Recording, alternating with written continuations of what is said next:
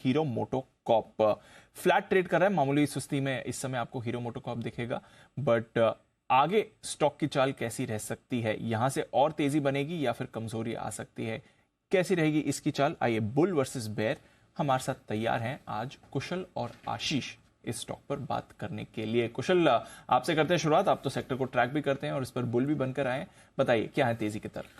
बिल्कुल दीप, तो आज नहीं 10 दिन पहले भी मैं इसी स्टॉक पर बुल बना था और कहीं ना कहीं यहां पर कॉन्फिडेंस इन्वेस्टर डे इनका जो हुआ है उसके बाद और बढ़ता हुआ दिख रहा है।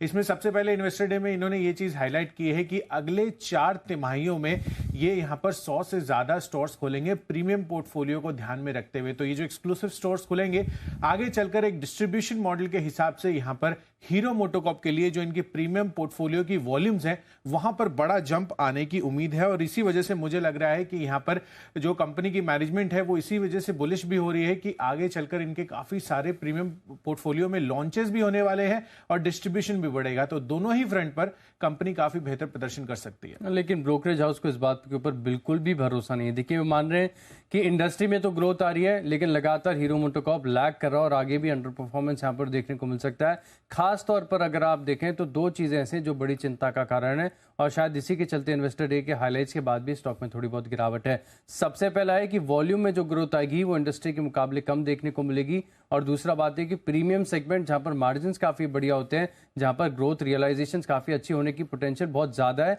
वहां पर ये कंपनी काफी लैग कर रही है। नो डाउट लॉन्चेस हैं, लेकिन बाकी के जो कॉम्पिटिटर्स हैं ये तो अभी लॉन्च की तैयारी कर रहे हैं, बाकी ने ऑलरेडी अपनी पकड़ काफी अच्छी तरीके से बना ली है। तो कॉम्पिटिशन काफी इंटेंस है, इनके लिए बड़ी चुनौती है। बिल्कुल आशीष, पर यह भी चीज हमें ध्यान रखनी चाहिए कि पिछले 5 महीनों का अगर आप मार्केट शेयर डेटा निकाल कर देखेंगे तो रिटेल स्तर पर जो इनका मार्केट शेयर है जनवरी में जहां पर 29% था वो बढ़कर करीबन 35% भी होता हुआ दिख रहा है। तो लगातार मार्केट शेयर गेन्स कंपनी करती हुई दिख रही है। प्रीमियम पोर्टफोलियो पर भी फोकस है, साथ ही कंपनी की जो ऑपरेटिंग मार्जिन है वहां पर भी मैनेजमेंट ने एक सिग्नल दिया है कि 14 से 15% ये लॉन्ग टर्म मार्जिन एक्सपेक्ट करके चल रहे हैं। इनफैक्ट पिछले 8 तिमाहियों में आप देखेंगे तो यहां पर highest level of operating margin इन्होंने किए हैं जो कि 13% के हैं। तो ये भी अपने आप में काफी इंटरेस्टिंग है। नहीं, लेकिन मैनेजमेंट तो कॉन्फिडेंट नजर नहीं आ रहा है। वो कह रहे कि रॉ मटेरियल कॉस्ट में लगातार बढ़त देखने को मिल रही है, कीमतें बढ़ा दी, अब इतनी ज्यादा कंपटीशन हो रही है, ऐसे में कीमतें भी बढ़ा रहे हैं। अगर फिर भी मार्जिन्स में एक्सपांशन देखने को ना मिले तो अपने आप में काफी बड़ा चिंता का कारण है। तो मार्जिन्स की जो एक्सपांशन की आप बात कर रहे हो वो आंकड़ों में विजिबल नहीं है। बिल्कुल आशीष, ये चीज तो ध्यान में रखनी है, पर साथ ही आपको ये भी देखना है कि कितनी अंडर वैल्यूड है कंपनी, क्योंकि रीजनेबल वैल्यूएशन के हिसाब से जो इन्होंने रिकॉर्ड स्तर बनाए थे 4200 रुपए के, उस हिसाब से आप देखिए अभी भी 3000 के आसपास स्टॉक ट्रेड कर रहा है।